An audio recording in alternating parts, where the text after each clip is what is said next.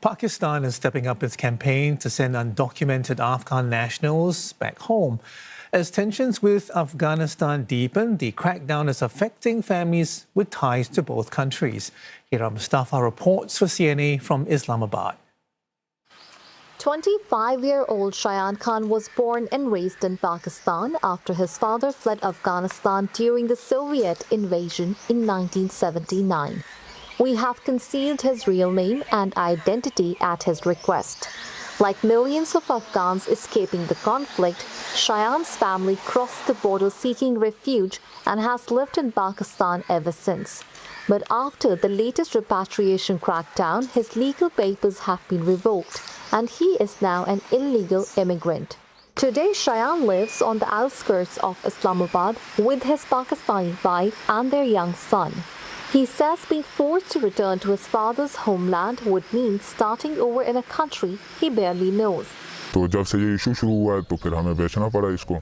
आपको पता है फिर साइड पे हो गए क्योंकि मार्केटों में भी पुलिस घूम रही थी हर जगह पे पकड़ने के लिए, तो थोड़ा सेफ हो गए कि यार पकड़े ना जाएं, क्योंकि आपको पता है वहाँ पे हमारा कुछ है नहीं, पैदाइश सब यहाँ की है।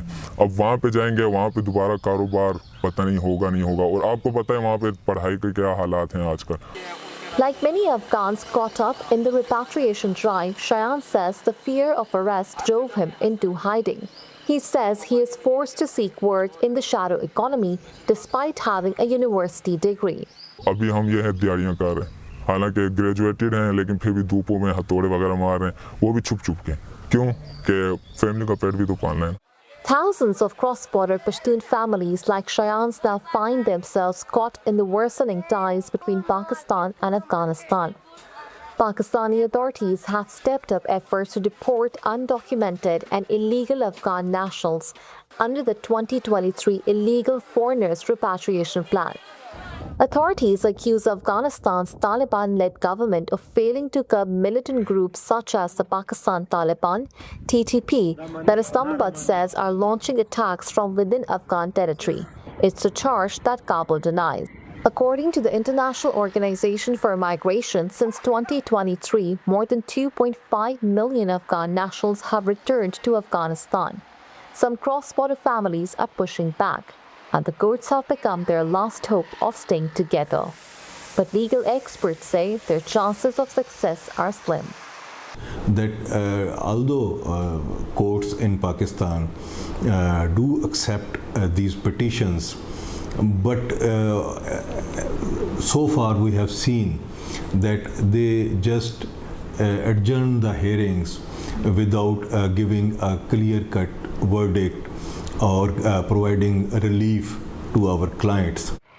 The latest crisis erupted in June when Pakistan ordered airstrikes on what it called militant hideouts in Afghanistan in response to an attack on Pakistani security forces in Peshawar. The clashes injured dozens on both sides of the border and shattered months of uneasy peace. But analysts say forcing the deportation of Afghans who have long settled in Pakistan may be counterproductive for Islamabad in the long term, as it makes them vulnerable to terrorist recruitment. When they go back to Afghanistan, they are also considered as outsiders. And if there are no job opportunities, no social welfare, naturally you're going to see these individuals being the perfect fodder for not only, I would say, TTP, but for other terrorist entities, Al-Qaeda, ISKP, because they are able to provide, huge salaries to these individuals. For more than 4 decades, Pakistan has hosted one of the world's largest populations of Afghan refugees. As relations between Islamabad and Kabul continue to deteriorate, it is ordinary families who pay the price. The crisis has also carried an economic toll. Businesses on both sides of the border are struggling after bilateral trade was suspended in October 2025, the longest disruption in recent memory. Analysts have urged a return to dialogue, saying that lasting peace needs to be brokered fast before the conflict builds into a prolonged war. For CNA, I'm Hira Mustafa in Islamabad.